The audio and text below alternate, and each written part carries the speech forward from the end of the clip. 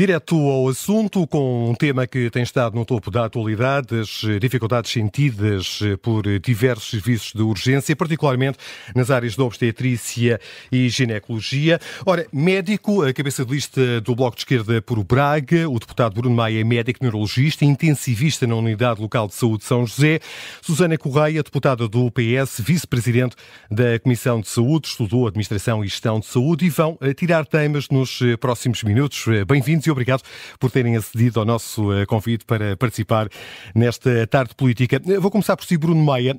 Está na política, conhece bem o terreno enquanto médico. O que é que está a falhar nas urgências e que é que lhe chegam, nomeadamente, o que se passa nos serviços de obstetrícia e ginecologia? Muito boa tarde, obrigado pelo vosso convite e boa tarde à Susana. Só uma pequena correção, eu não sou deputado do Bloco, nunca fui. Eu acho que quando nós estamos a olhar para o que está a acontecer agora no verão em Portugal, estamos a ver uma repetição daquilo que aconteceu nos anos anteriores e podemos tirar várias conclusões. Eu acho que a primeira conclusão que temos que tirar é que o plano do Governo falhou. Aliás, nós quando estamos no terreno, quem está no Serviço Nacional de Saúde todos os dias já percebeu que o problema do SNS é um problema estrutural. E sendo um problema estrutural, não se vai resolver com 2 ou 3 meses de planeamento, não se vai resolver num ano, vai precisar de muito mais investimento do que isso. E, portanto, era evidente para nós que aquilo que o PSD e a AD disseram durante a campanha eleitoral em fevereiro não era possível de cumprir. Portanto, os planos do Governo falharam, sim, as promessas do Governo falharam, sim, mas eram promessas que anunciadamente já iam falhar. Era impossível resolver este problema de fundo, estrutural, a partir de 2 ou 3 meses de planeamento. E uma segunda conclusão que eu acho que também é importante nós tirarmos é que o próprio projeto da direita, que é um projeto mais a longo prazo e de fundo, de trazer os privados ou de recorrer mais ao setor privado para dar resposta às falhas do Serviço Nacional de Saúde, falhou. Porque, na verdade, na área da obstetrícia, isso já foi feito, e foi feito pelo Governo anterior, e foi aplicado já no ano passado pelo Governo anterior, e aquilo que nós verificamos é que isso não é suficiente, não chega, não vai resolver os problemas que existem de falta de profissionais, de falta de recursos humanos no Serviço Nacional de Saúde. Nós vemos que os privados receberam, de facto, algumas grávidas. Receberam as grávidas normais,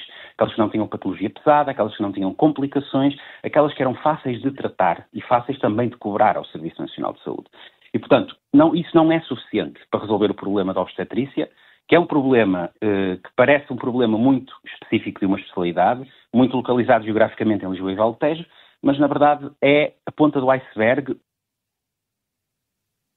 estrutural do Serviço Nacional de Saúde. São vários, estrutura-se em vários alicerces. Eu diria que o alicerce que está mais desgastado é o alicerce dos profissionais, da falta de profissionais que existem em determinados setores do Serviço Nacional de Saúde. E porquê é que faltam profissionais? Porque o SNS não é tão atrativo quanto o setor privado, para onde têm migrado muitos profissionais, em particular nestas áreas de obstetrícia e ginecologia? Sim, claramente. Eu acho que isso é uma evidência nesta fase. Depois de todos os problemas que acumulamos ao longo da última década, já percebemos que os profissionais não estão satisfeitos no Serviço Nacional de Saúde, como estavam, aliás, devo dizer, há 30 anos atrás. Há 30 anos atrás já havia privados. Há 30 anos atrás os privados já pagavam melhor aos profissionais do que paga o SNS e, no entanto, o SNS era atrativo para os profissionais de saúde.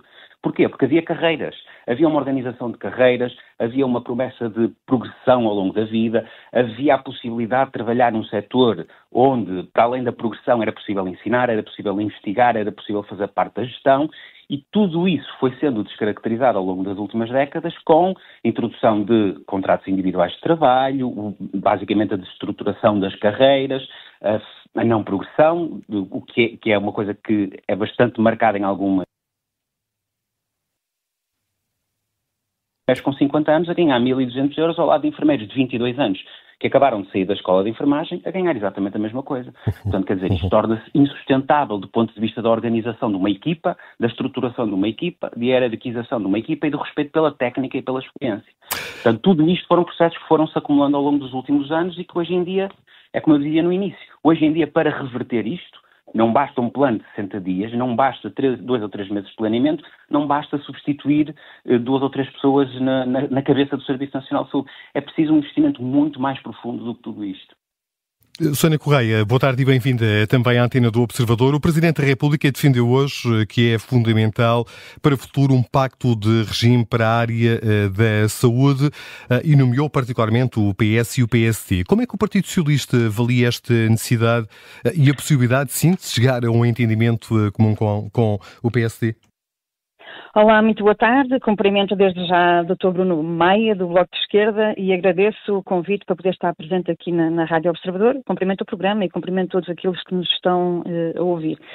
Deixe-me só acrescentar que o que nós temos vindo a acompanhar das notícias, e estas são notícias que nos preocupam a todos, é que na última semana em que o Sr. Presidente da República acompanhou tanto a Sra. Ministra da Saúde como o Sr. Primeiro-Ministro na visita ao Hospital Santa Maria, nós nunca ouvimos, embora eu penso não ter estado distraída, nunca ouvimos o Sr. Primeiro-Ministro falar de pacto de regime. Embora o grupo parlamentar do PSD já tenha falado de pacto de regime, o que nós ouvimos da parte do Sr. Primeiro-Ministro foi mais tempo. Pediu mais tempo e a Sra. Ministra até garantiu que no próximo ano não estaríamos a passar por estas dificuldades. Mais uma vez a criar aqui expectativas bem distintas da realidade que nós vivemos e, como disse o Dr. Bruno Maia, não é uma realidade de agora, são grandes desafios do Serviço Nacional de Saúde e são desafios para o momento e para o futuro.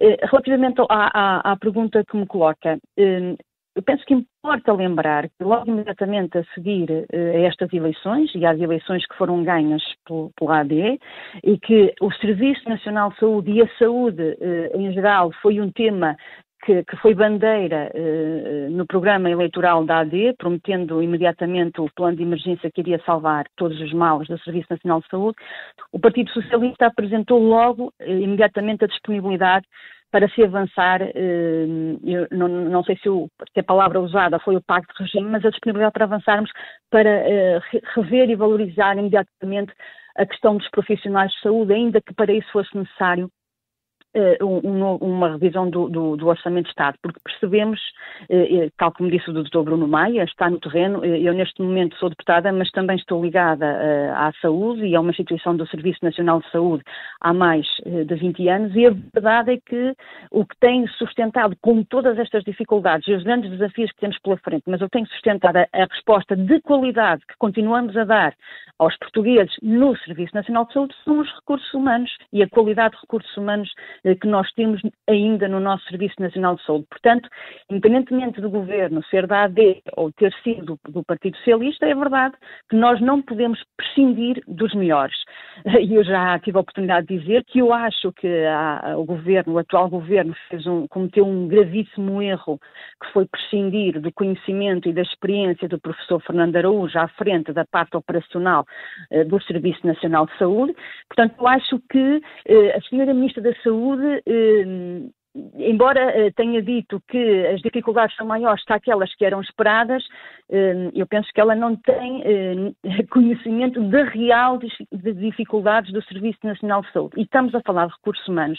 Importa acrescentar ao que disse o Dr. Bruno Maia, da importância das carreiras, mas que nós temos vindo a ouvir muitíssimos especialistas nesta área, e não se prende apenas com a remuneração, prende-se com as condições de trabalho e com aquilo que nós podemos dar nesta equação do que é a remuneração de cada profissional de saúde. Estamos a falar de médicos jovens, estamos a falar da flexibilidade do horário, estamos a falar da parte da formação que é cada vez mais valorizada e estamos a falar de quais são as expectativas dos jovens médicos, dos jovens profissionais de saúde, não só médicos, para os retermos, que é o termo que nós costumamos usar, retermos no Serviço Nacional de Saúde. Se calhar o que eles agora valorizam não é o mesmo que era valorizado há 30 anos atrás.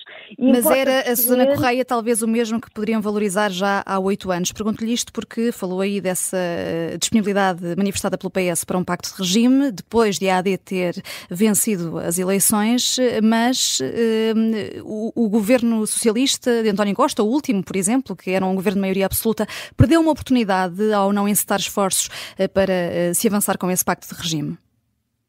Eu penso que nós não devemos esquecer que neste momento quem está a governar o país é a AD E é a AD que tem que dar o passo nesta liderança de caminho que quer seguir.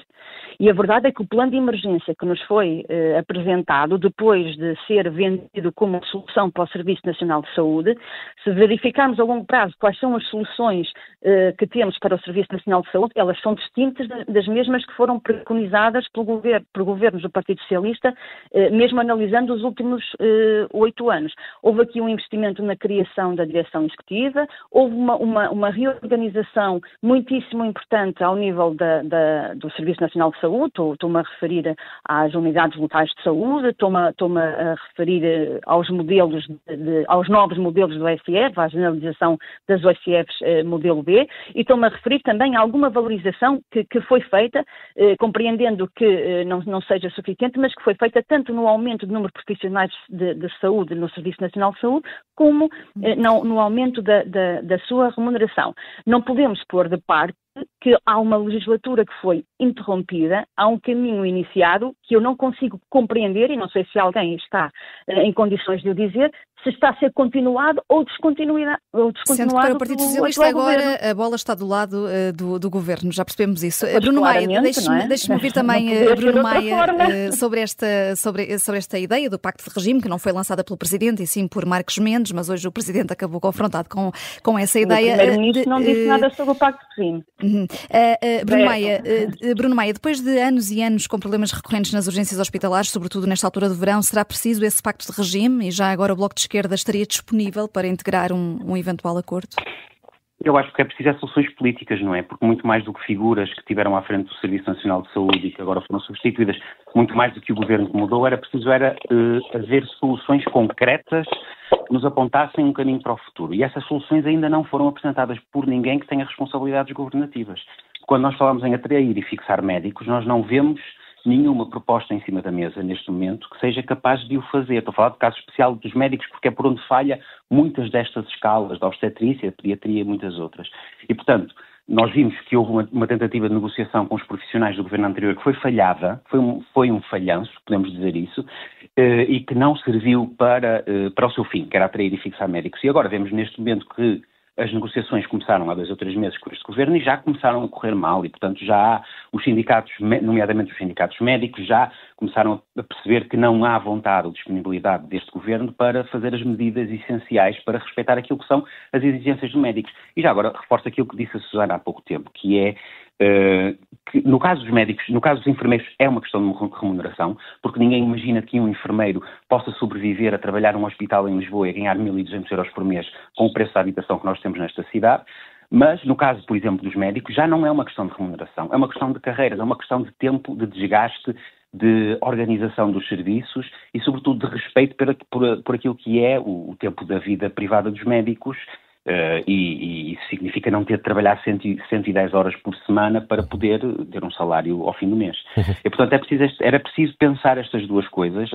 Se há um pacto de regime, então um pacto de regime que se concentra aqui. Prioridade absoluta, atrair e fixar profissionais no Serviço Nacional de Saúde das várias áreas. Ponto 1. Ponto 2. Há uma necessidade de reorganização? Existe. Há uma necessidade em algumas áreas pode haver a necessidade de concentrar serviços e urgências, como agora se fala cada vez mais. Sim, mas quando falamos em concentrar serviços e urgências, nós não podemos deixar de dizer que isto só resultará se houver um reforço dos profissionais nos locais onde vai ser concentrada essa urgência, porque caso contrário, esses locais também vão falhar e vão acabar por ter problemas de escala e problemas de acesso para a população. Se houver um reforço dos cuidados primários, nomeadamente nas regiões onde não há médicos de família, porque se nós concentramos urgências e concentramos serviços, precisamos de ter um backup para trás, que são os médicos de família, que vão resolver os problemas mais fáceis, diria eu assim, ou mais imediatos de resolver, para desonerar o peso que existe nestes serviços concentrados.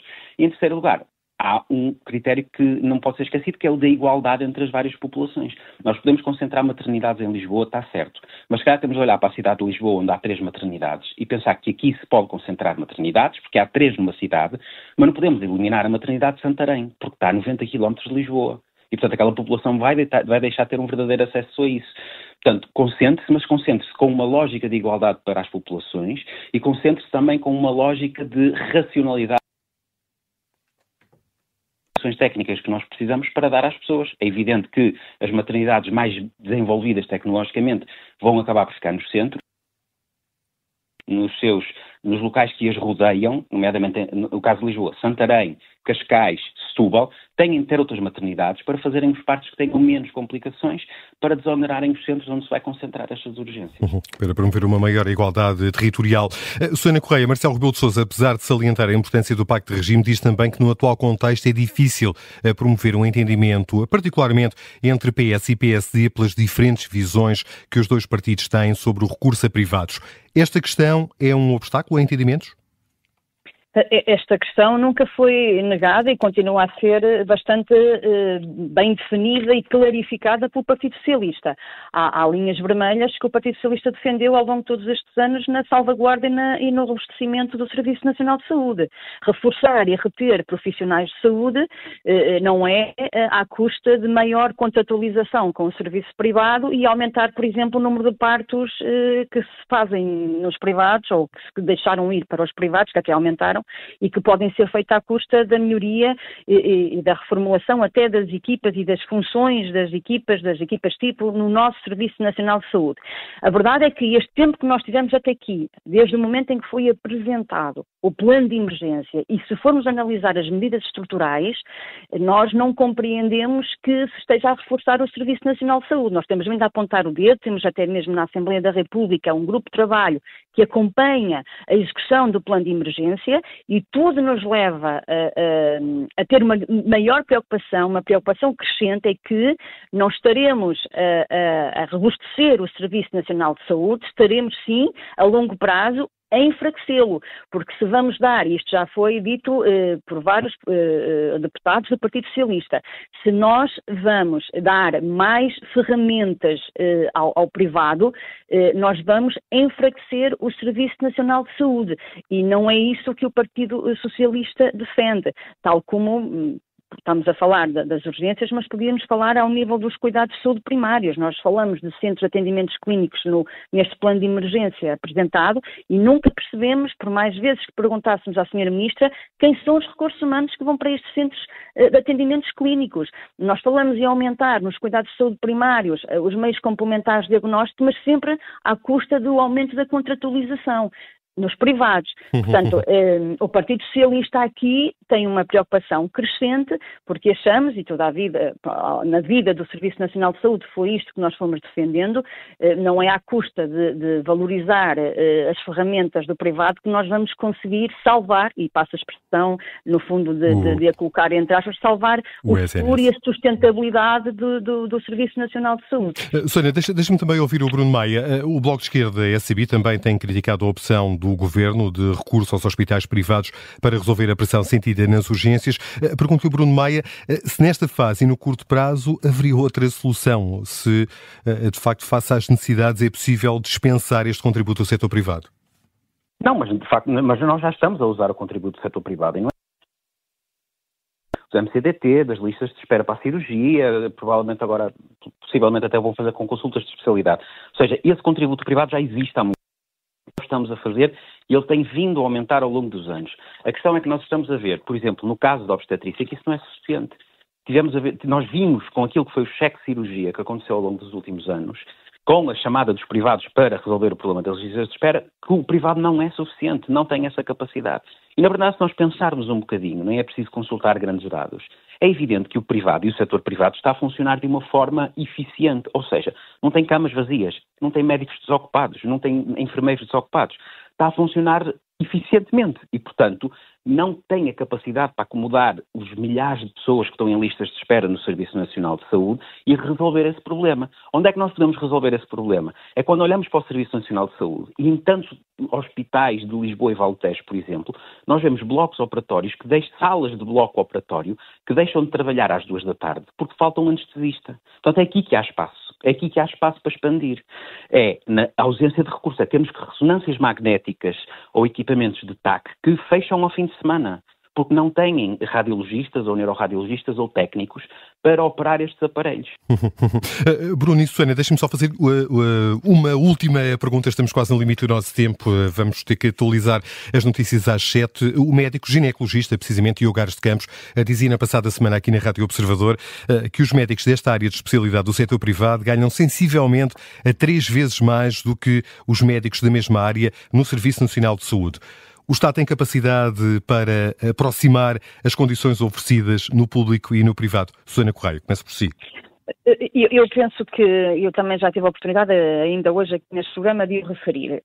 Os médicos certamente não será apenas a parte remuneratória, isso fará parte de uma negociação, certo. E eu levo em crer que nessa equação há um conjunto de fatores que os médicos valorizam e que ainda há aqui caminho a percorrer nessa área. Isso ficou claro, mas em relação aos salários, isto é uma reivindicação dos sindicatos, que a reunião, ronda negocial após ronda negocial, põe em evidência. Eu pergunto-lhe se face a este desfazimento há capacidade por parte do Estado para fazer aproximar as condições salariais oferecidas pelo setor público ao setor privado. Nós temos aqui em cima da mesa várias questões na comparação do setor público e setor privado. Na parte salarial, eu não sei como é que estamos em termos de comparação. Os enfermeiros dizem que, por exemplo, e disseram na Assembleia da República que não ganham mais no privado do que no público. No privado as regras não são as mesmas de exigência que temos no setor público e também temos que usar as mesmas regras. Nós não podemos estar a criar, e penso que não vou ser injusta a usar este termo, uma competição que não é aceitável. Nós queremos dotar o Serviço Nacional de Saúde com os nossos melhores e reter os profissionais, as regras têm que ser as mesmas. E se exigimos no Serviço Nacional de Saúde, também teremos que exigir no privado. Muito bem. Susana Correia, peço desculpa, estamos mesmo no limite e eu ainda gostava de ouvir Bruno Maia sobre esta questão. Há condições por parte do Estado para fazer aproximar as condições oferecidas pelo privado? É fácil. Se nós olharmos para os outros técnicos, enfermeiros, técnicos superiores, etc., os salários no privado não são tão diferentes do SNS. Portanto, é possível, com esse reforço de salário, para além da valorização da carreira, nós conseguirmos chamar mais desses profissionais. No caso dos médicos, volto a dizer aquilo que disse há pouco, desde sempre, desde a criação do SNS, que houve sempre privado e que o privado pagou sempre melhor. E ainda assim, durante muito tempo, os médicos preferiam ficar no SNS. Porque o SNS oferece condições de trabalho, diversidade de doentes e possibilidade de evolução na carreira e ao longo da vida que o privado nunca terá. E, portanto, era preciso organizar melhor a carreira dos profissionais Fica no claro. Serviço Nacional É preciso mexer na carreira. Sim. E que essa é também uma forma de atrair e reter os médicos do SNS. Eu peço desculpa por esta interrupção abrupta, mas já são 7 da tarde e temos mesmo que avançar com a atualização de notícias. Quero agradecer, Susana Correia e Bruno Maia, a vossa disponibilidade para debater e analisar esta problemática que a todos toca, as dificuldades nos diferentes serviços de urgência, em particular nas áreas da obstetrícia e ginecologia.